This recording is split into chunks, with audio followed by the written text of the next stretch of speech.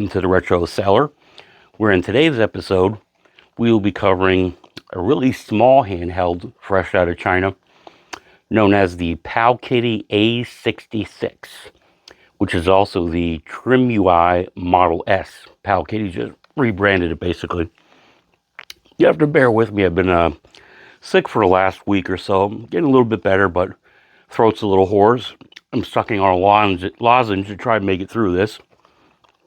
I'm going to try to get it done before the cough medicine with codeine it just takes effect and I go night-night. Anyway, this is running a CPU that's 628 megahertz.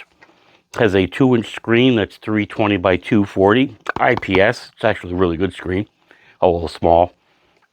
Has a 600 milliamp battery that'll get you about 3.5 hours. Probably a little bit less. They always kind of aim high with that. Has a USB Type-C charging. 64 megabytes of RAM. It runs arcade, Neo Geo, Famicom, Super Famicom, Game Boy, Game Boy Advance, Mega Drive, Sega Master System, PC Engine, and PlayStation 1. Again, like many of these things, that's going to be hit or miss, mostly miss, especially on this device. So I got this at AliExpress for $38.74 US dollars. That's about $40.66 with tax. I saw this on eBay for $89.99. Also on Etsy for $103.50. On a place called Pet Video Verified Pet Supplies, where it was going for the low price of $155.68. So obviously, if you see it anywhere for that much, skip it. I mean, it's totally not worth that much money. But you'll get it around 35 to 40 some dollars. Mostly if you look at it on AliExpress. There's lots of stores that have it. So why don't we do a little unboxing of this thing. See if I could get through it. And see if this is a little handheld that you might want to add to your collection. At the very least, it's small enough to fit in your pocket. Okay, here we have the box for the Powkiddy A66. As you can see, it says Model A66. That's a little teeny thin box. It's a little bit dented, but that's the fault of the seller more than anything. It doesn't really say anything on it, on any side, other than what it has there. 3.5 hours playtime, USB Type-C, tiny and slim, sure is, and a 2-inch IPS LCD. So why don't we just pop it open. Not going to really get too much inside. This would be the console itself. You have the USB-C charging cable right there. It's a nice long one actually. But like many of these, it doesn't come with a brick. So you got to use one of your own. And I think everybody's got like dozens of those in their house. And then the user manual, which is actually a pretty decent one. We're obviously not going to stare at it, but it's pretty deluxe, I guess you could say, as far as it showing you how to use it, you know, to navigate through the menu and how to install your own games. Apparently, you could do multiplayer games through the USB-C port, maybe. And then we have the console itself, which this is it. The Powkiddy A66. As you can see, it's pretty tiny in the hands. So why don't we look around the thing? There's your 2-inch screen. I like the design of it. You know, it's kind of see-through. It's got this clear plastic in the front, and on the back, it actually has a metal back to it, which is actually pretty nice. I've read some reviews where people have had issues with the build quality, where there's issues with the D-pad, where some of the buttons break off, and somebody was trying to fixed the D-pad, unscrewed the metal plate, and actually broke the corner of the metal plate off. So I don't know how good this will be as far as durability is concerned, but well, I guess we'll have to see that over time. But as you can see, the buttons are a little, they're okay. Got a real short travel on these buttons here. D-pad doesn't feel too bad. It's a little clicky. And again, it's got a really short travel. So the true test would be how good it is with fighting games.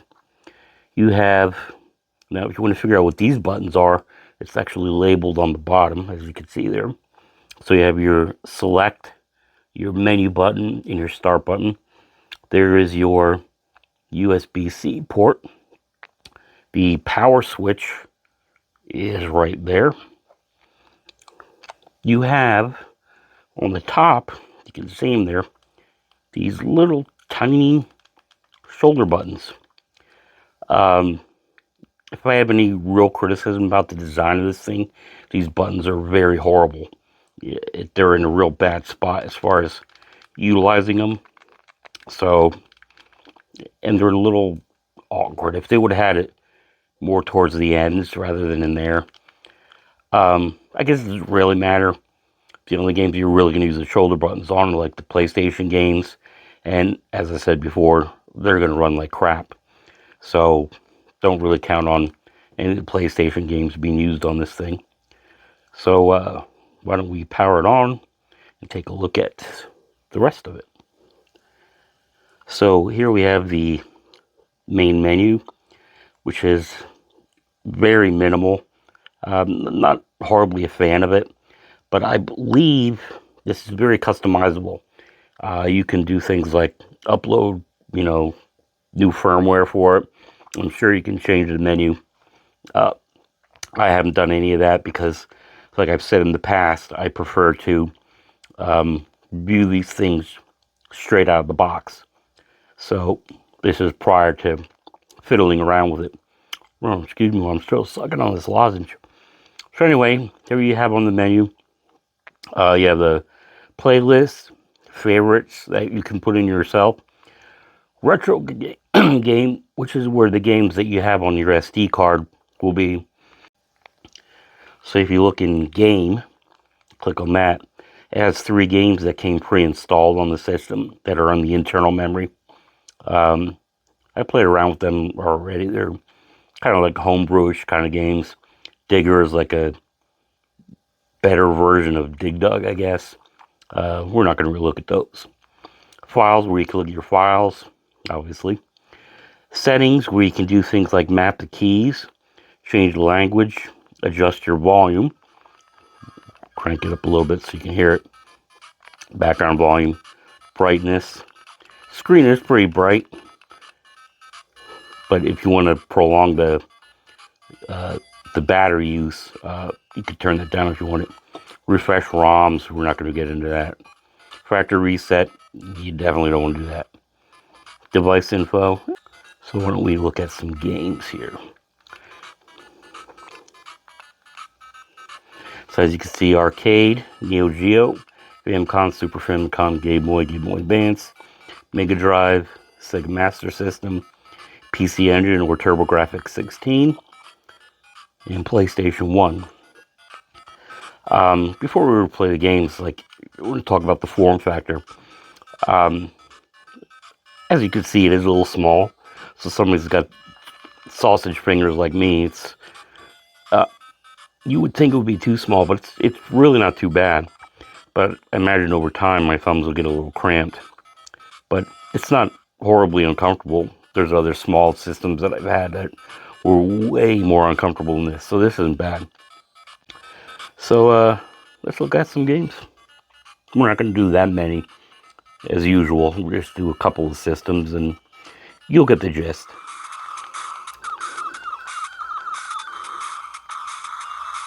I'll tell you one thing, that screen really is tiny.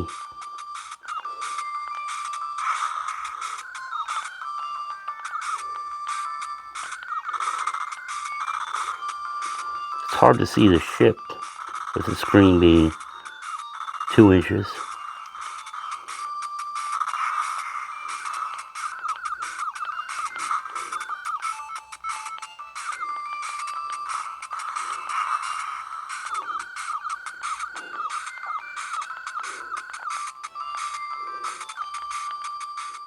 And as you can see, if you hit the start button, it brings up a screen where you can save or load your games. You can also adjust your volume in game or exit the game.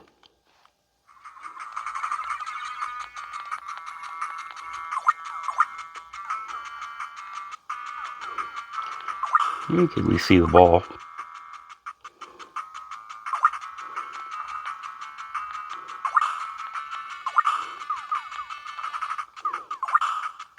See, very slight input lag on it, it seems. It's not horrible though. If you time it right, it works. The other neat thing is if you're going through the menu, looking at some Sega Master System games, if you look at the game and then click over, you can actually see some cover art or screenshots of the games, which is pretty cool for a little system like this.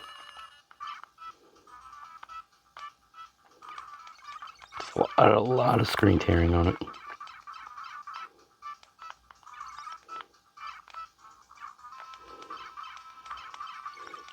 See, I'm sitting a little bit further back from this than the camera suggests. Whoa, look at that. See that?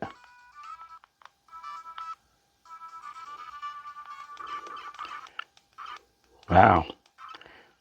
It is struggling with a Sega Master System game.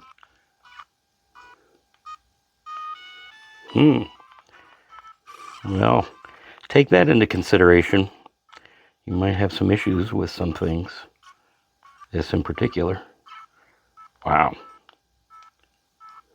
What's going on there? Might have to try a different game. That's unfortunate.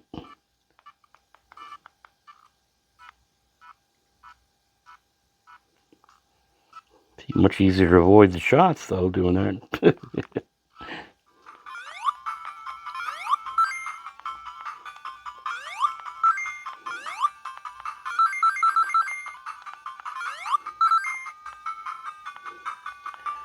So far, it seems to be running okay.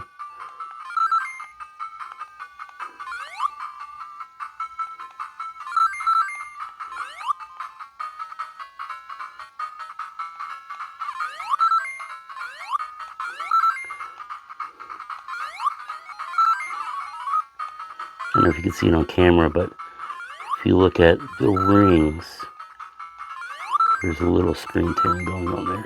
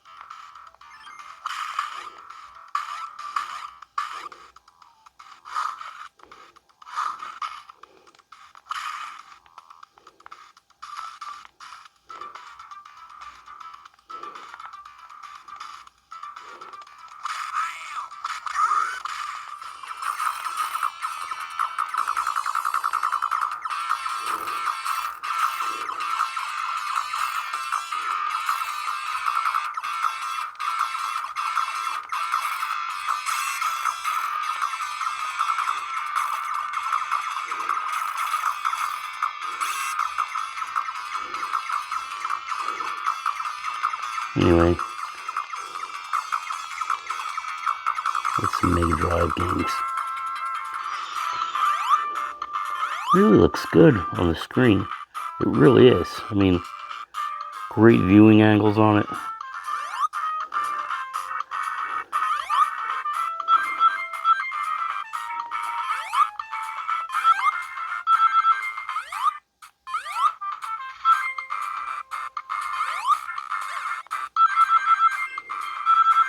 Don't see any screen tearing on this.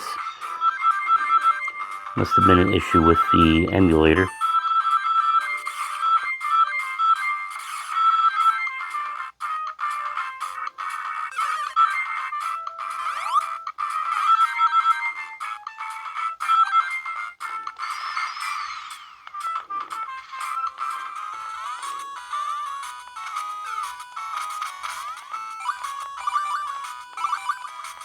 Game which I've never actually played, believe it or not.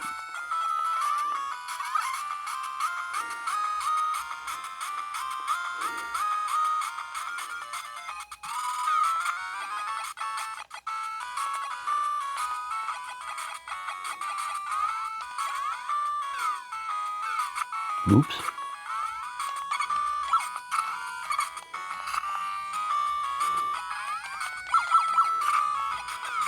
Be nice if it had a turbo button.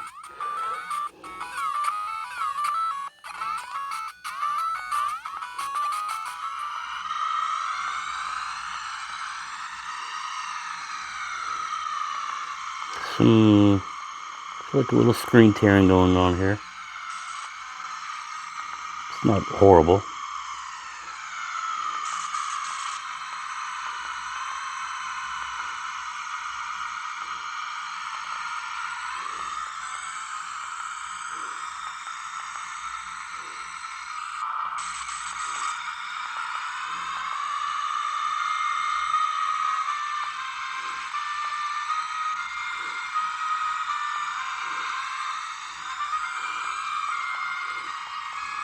Stay on the road, man.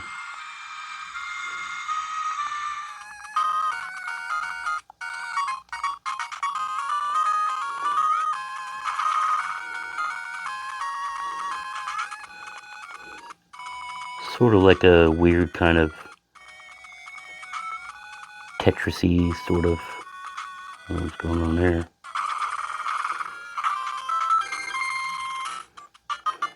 It's not a very demanding game, but it's one I've never played before.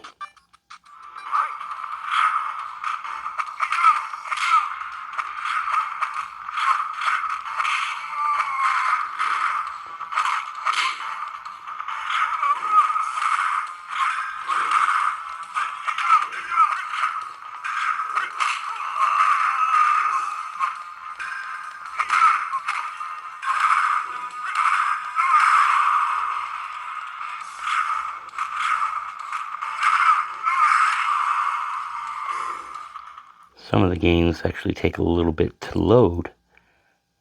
As you can see, we are loading up Marvel vs. Street Fighter for the arcade.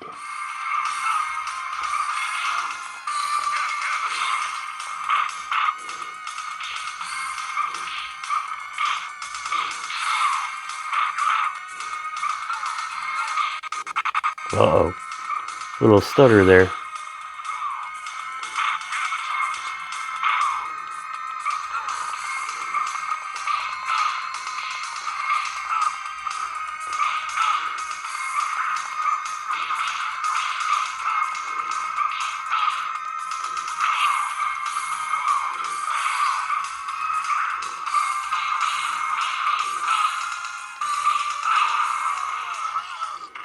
So here we have finally PS1, PlayStation, and you click on it, that one's empty. I don't blame them because the PlayStation games will probably run like crap on it, especially if it struggles with the Sega Master System, although it functioned decent on the other systems, but I wouldn't have expected this to be great. Another interesting thing, I've probably only been playing this for about maybe 20 minutes or so, and look at that battery on there. It is almost half done.